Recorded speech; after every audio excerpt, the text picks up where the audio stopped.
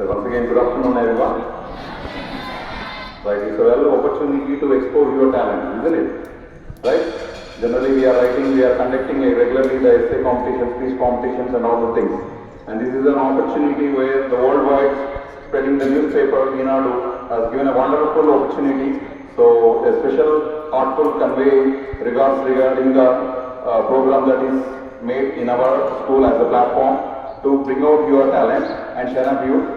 Really it's a wonderful opportunity for you because now this competition is in a 4 rounds and the winner will be gone to the district level and final winner will be going to take the prize from the hands of the Chief Minister of Telangana. So it's a wonderful opportunity for you. So now and then, whatever the topic will be there in advance, it will be announced in the WhatsApp groups. So you need to go and make and improve your knowledge of the current affairs and the topic which is running outside of your book also. So regularly be in touch with the news and what are the current topics are going here. So today's topic is how India is modifying and what is the role of India in the science and technology. How we have gone in the last 2 years back, Chandrayaan successful. Now we are updating ourselves into the artificial intelligence. So how the India is tuning itself to update themselves in the technology world and we need to stand in the first now. So this is an opportunity for knowing you and our children, around 72 students have been participated in this and they were well exposed themselves and written in a wonderful way.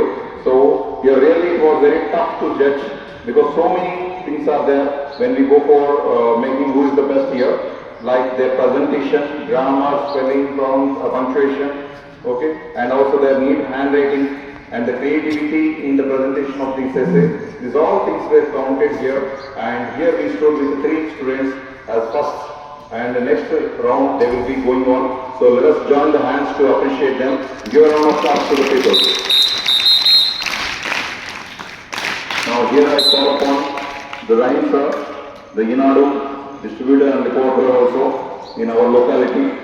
So I request the sir to speak a few words regarding this program and look so that our children also will get the knowledge and more number will be presenting the next time.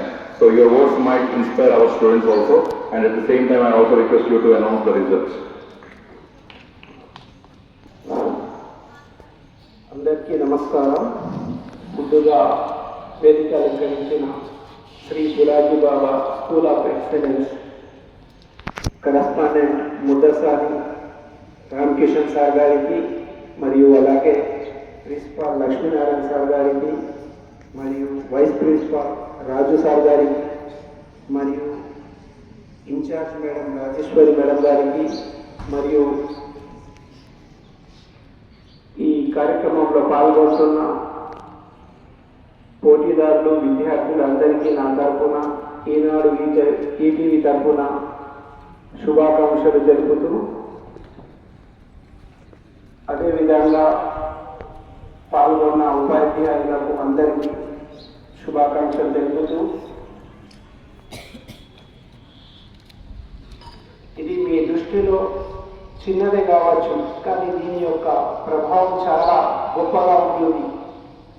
ఇది మీ జీవితంలో ఒక గుర్తుగా ఉండిపోతుంది. మేము చదువుకుంటున్న తరుణంలో మేము కూడా వ్యాసరచన పోటీలో పాల్గొన్నామనే యొక్క అనుభూతి ఉంటుంది. ఇందులో గెలిచిన వారే గొప్పవారు, ప్రైజ్లు పొందిన వారు గొప్పవారు, మిగతా వారు కారు అనే ఉద్దేశం కాదు.